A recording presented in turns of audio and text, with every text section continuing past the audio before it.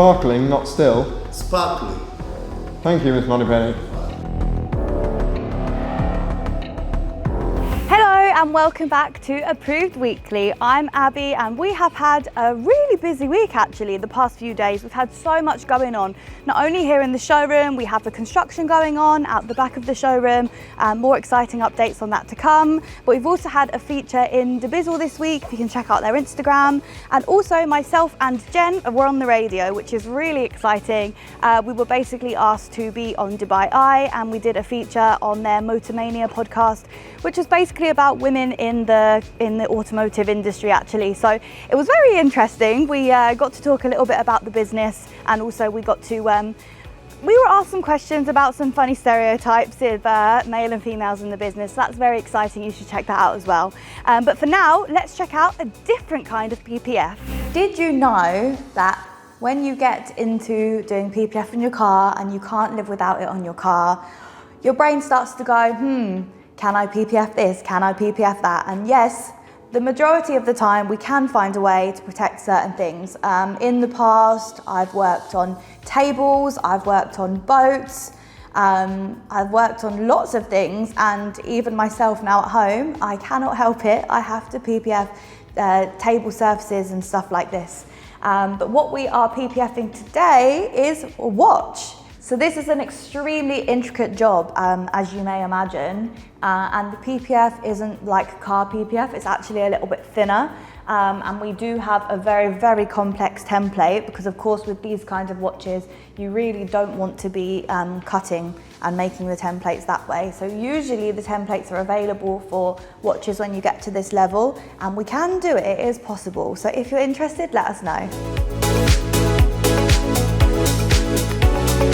So Wendell, how is it doing paint protection film on something as small as this? So for this watch, you need to pick by piece, then put one by one, and check all the parts.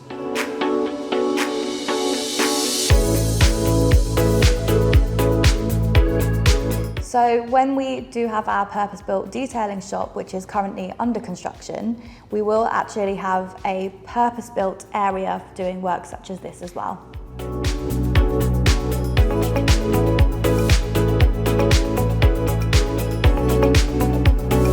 We're going to shake things up today.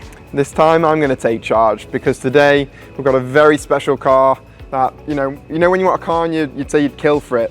This one, you might need a license for that. But somehow, I feel inappropriately dressed.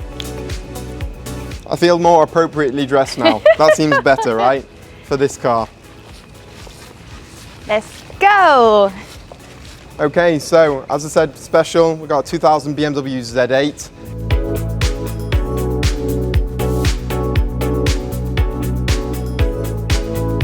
If you didn't get the reference by now, this vehicle's the 2000 BMW Z8 from the James Bond film. The world is not enough. The world is not enough. It's a 4.9 litre V8 shared with the E39 M5, pushing around 400 brake horsepower and 370 newton meters of torque. So there's some amazing features to this vehicle. The simplistic styling from BMW of the 2000 era meant they were trying to do something very vintage with the way that they put this car together. You know, simple features like the headrests that don't actually have a button to put them down. What most people won't know is you actually press the sides of the headrests to get you're them very to go talented. Down.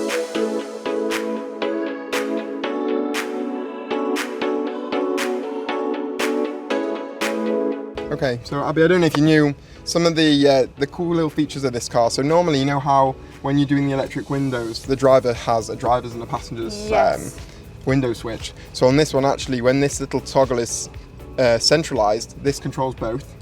And then obviously when you do that, it controls just the driver's side and the mirror, like so it does both of them.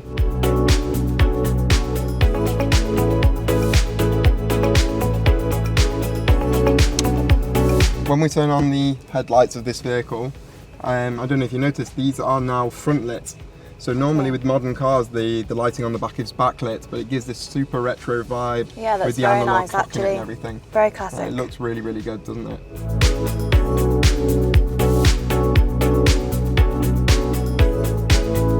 Why don't when we talk about the radio here, Yes. how simple it is. Did you know this actually has navigation? Here you go, Mr. Bond. Check or not start. Ah, thank you very much, Moneypenny. Thank you.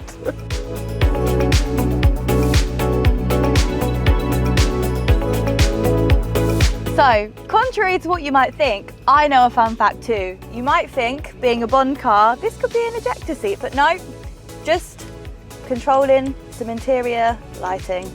Very cool. Very slick.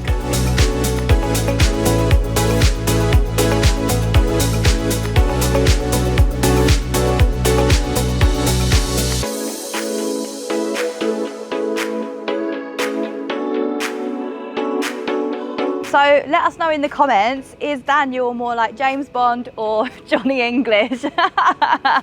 Anyhow, next section. I'll release him now. Let's go see Car of the Week with Andrea. There you go. So this is a 2015 Bentley Continental GT Speed. Nice. I'll show you a few bits about this car, but for me, value for money, what this has to offer is incredible.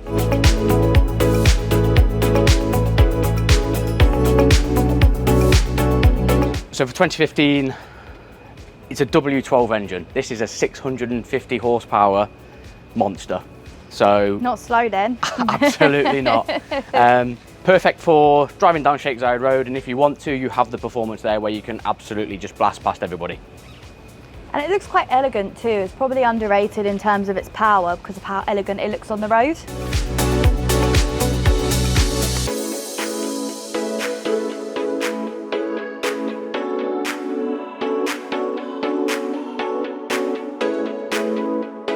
So something like this, an absolutely luxurious car. If you want to feel like James Bond, but driving a Bentley, something like $1 million dirhams, as a new car, this could be the car for you.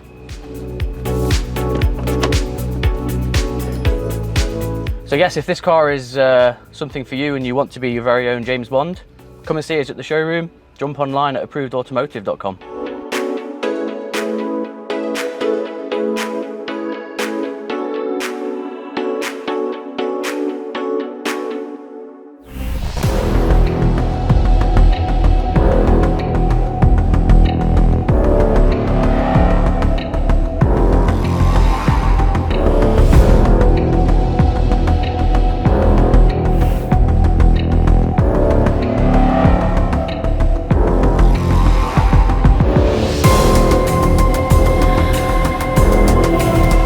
License to wash.